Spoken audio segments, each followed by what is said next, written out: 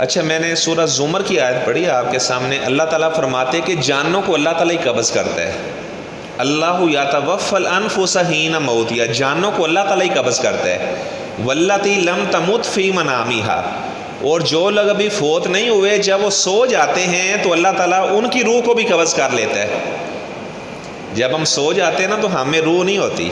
روح کی دو قسمیں، ایک روح کا نام ہے روح حیوانی، ایک روح کا نام ہے روح نفسانی. روح حیوانی کا تعلق ہوتا ہے بدن کے ساتھ، ہمارے خون کے ساتھ. اور جو روح نفسانی ہوتی ہے جب ہم رات کو سو جاتے ہیں تو وہ اللہ کے پاس چلی جاتی ہے. اللہ فرماتے ہیں کہ ہم اس روح کو اپنے پاس بلا لیتے ہیں. اچھا، جو ہم خواب وغیرہ کبھی دیکھ رہے ہوتے ہیں، ہم یہاں سوئے ہوئے ہیں جناب اور ہم مدینے کی سیر کر رہے ہیں، مکہ میں ہیں، کسی اور ملک میں ہیں، وہ جو ساری روح نفسانی جو دیکھ رہی ہوتی ہے منظر، تو اس وجہ سے خواب وغیرہ آتے ہیں. اچھا، اگر روح نفسانی نکل جائے تو روح جو بدن میں موجود ہوتی ہے جس کا نام روح حیوانی ہے وہ خود بخود ہی نکل جاتی ہے. اچھا، اللہ تعالیٰ فرماتے ہیں فَيُمْسِكُ الَّتِي قَضَىٰ عَلَيْهَا الْمَوْتَ، جب ہم سب بندوں کی روحوں کو قبض کر لیتے ہیں، جب وہ سو جاتے ہیں، روح نہیں ہوتی ہے ہمیں. اللہ فرماتے ہیں وہ ہمارے پاس ہوتی ہے، تو جس کو ہم نے فوت کرنا ہوتا ہے نا اس کی روح کو اپنے پاس ہی رکھ لیتے ہیں. جب کوئی بندہ سو جاتا ہے نا، گارنٹی نہیں ہوتی اس نے صبح اٹھنا یا نہیں اٹھنا. اللہ فرماتے ہیں کہ اس کی موت کا ہم فیصلہ کر لیتے ہیں، اس کی روح کو اپنے پاس ہی رکھ لیتے ہیں. ہمیں یہاں سے محاسبہ کرنا چاہیے. رات کو جب سونے لگیں تو پھر اللہ کی رضا کے لیے ہم کہیں کہ یا اللہ میں کسی سے ناراض نہیں ہوں، یا اللہ میرے ایسے عمل ہیں کہ میں تیرے دربار میں آؤں تو میں شرمندہ نہ ہوں. ایسا نہ ہو کہ بغیر کسی بیماری کے، بغیر کسی حادثے کے جب روح ہماری رات کو اللہ کے پاس جائے تو اللہ اسے چھوڑے ہی نہ، وہ روح جناب اللہ تعالیٰ کے پاس ہی رہ جائے اور ہمارے ایسے اعمال ہوں کہ ہم اللہ تعالیٰ کے دربار میں کھڑے ہی نہ ہو سکیں. اور اللہ تعالیٰ فرماتے ہیں وَيُرْسِلُ الْأُخْرَى إِلَىٰ أَجَلٍ مُّسَمًّى، اور بعض روحوں کو اللہ تعالیٰ جب رات کو اپنے پاس بلا لیتا ہے تو پھر اللہ تعالیٰ ان کو دوبارہ بھیج دیتا ہے. لیکن وہ بھی کب تک؟ إِلَىٰ أَجَلٍ مُّسَمًّى، ایک مقررہ مدت تک، ایک مقررہ وقت تک. اور اللہ تعالیٰ فرماتے ہیں جب کسی کا وقت مقررہ آ جاتے لا يستأخرون ساعة، تو پھر ایک لمحہ بھی آگا پیچھا نہیں کیا جاتا. ایک سیکنڈ بھی اس سے زیادہ کوئی آدمی زندگی نہیں جی سکتا جتنی زندگی اللہ تعالیٰ نے لکھ دی ہے.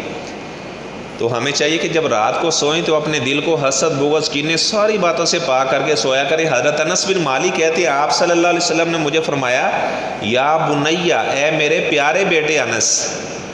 ہمیں بھی چاہیے کہ اپنے بیٹوں کو بلایا کرے تو یہ کہا کرے میرے پیارے بیٹے بات سنو، تو بیٹا بھی آگے سے کہے گا میرے پیارے والد صاحب، میرے پیارے ابا جان. اگر باپ اپنے بیٹے کو گالی دے کر بلائے گا تو بیٹا بھی اسی طرح ہی سیکھے گا.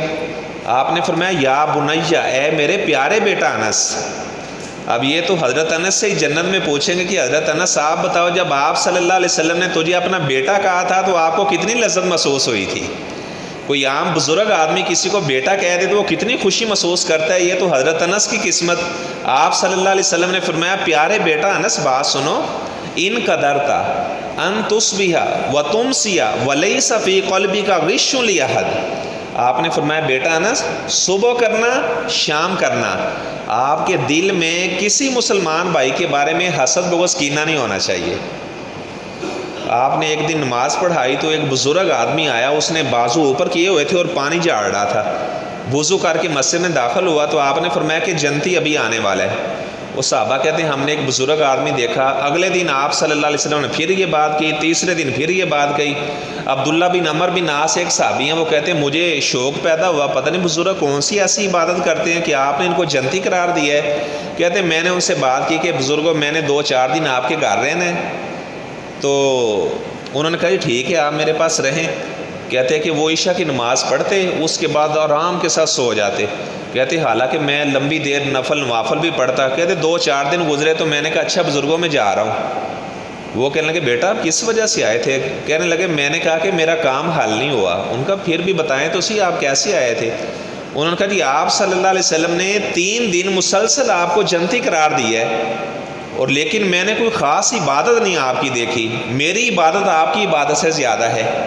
یہ جو عبداللہ بن عمر بن عاص سے کبھی ان کے بارے میں بتاؤں گا، یہ بڑے نوافل پڑھا کرتے تھے اور 3 دنوں سے بھی پہلے قرآن مجید ختم کر لیتے. آپ نے فرمایا کہ 3 دن سے پہلے قرآن مجید نہیں ختم کرنا. اور یہ روزانہ روزہ رکھا کرتے تھے. آپ نے فرمایا بیٹا اس طرح روزانہ روزہ نہ رکھا کر, آپ صوم داودی پر عمل کیا کرو. حضرت داود علیہ السلام ایک دن روزہ رکھا کرتے تھے, ایک دن روزہ چھوڑا کرتے تھے. تو آپ بھی اس طرح کیا کرو. اگر آپ اس طرح لگاتار روزے رکھو گے نا تو آپ جلدی بوڑھے ہو جاؤ گے, آپ کی آنکھوں کی بینائی کمزور ہو جائے گی. اچھا اللہ کا کرنا ہے ایسا واقعتاً یہ جلدی بوڑھے ہو گئے, اور کہا کرتے تھے کاش کہ میں آپ صلی اللہ علیہ وسلم کا مشورہ مان لیتا تو آج میں جلدی بوڑھا نہ ہوتا. تو خیر میں بتا رہا تھا کہ کیا بات بتا رہا, ہاں وہ صحابی کو وہ کہنے لگے جی آپ کا وہ خاص عمل نہیں میں نے دیکھا. وہ کہنے لگے اصل میں بیٹا بات یہ ہے, جب میں رات کو سونے لگتا ہوں تو میں یہ کہتا ہوں یا اللہ میں کسی سے ناراض نہیں ہوں, میرا دل حسد بغض کینے سے یا اللہ بالکل پاک ہے. اگر کسی نے میرے اوپر ظلم بھی کیا تو یا اللہ تیری رضا کی خاطر میں اسے معاف کر رہا ہوں. تو آج کا درس آپ آ گئے ہیں قاری صاحب؟ اچھا ابھی نہیں آئے. تو یہ ہے کہ اپنے دل کو, اگر کوئی آدمی چاہتا ہے کہ اسے اللہ تعالیٰ وافر رزق عطا کرے اور اللہ تعالیٰ اس کو خوشحالیاں عطا کرے, تو اپنے دل کو مسلمانوں کے بارے میں بالکل کبھی کسی کے بارے میں حسد نہ رکھیں, کبھی کسی کا برا نہ سوچے, ہر مسلمان بھائی کی خیر خواہی کرے. تو اس